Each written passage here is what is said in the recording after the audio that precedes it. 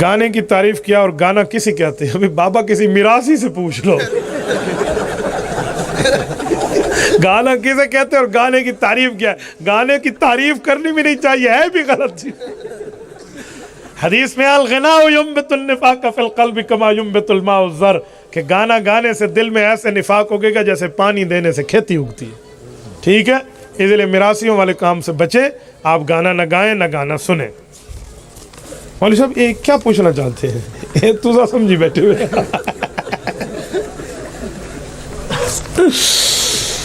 اچھا یہ سوال ہے، میں نے سمجھے کوئی اشتہار بھیجا ہے۔ ابو طالب کو حضرت ابو طالب کہنا ہے، کیسے کہنا ہے؟ بالکل جائز ہے، آپ حضرت ابو طالب کہہ سکتے ہیں، میں تو ان کا احترام کرتا ہوں۔ حضرت ابو طالب اس لیے کہتا ہوں، انہوں نے حضور پاک علیہ الصلوۃ والسلام کی بڑی پرورش کی ہے، بڑی خدمت کی ہے، جناب حضرت ابو طالب ہم کہتے ہیں۔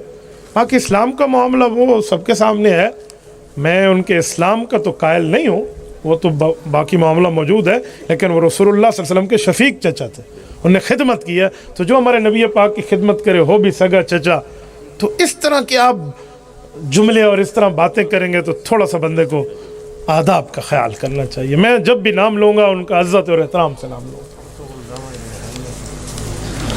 اگر فجر کی سنتے رہ جائیں تو نماز کے فرائض کے بعد پڑھیں یا سورج نکلنے کے بعد؟ حدیث پاک میں بعد ما تطلع الشمس، جب سورج طلوع ہو جائے اس کے بعد پڑھیں، فرضوں کے بعد آپ نہیں پڑھ سکتے۔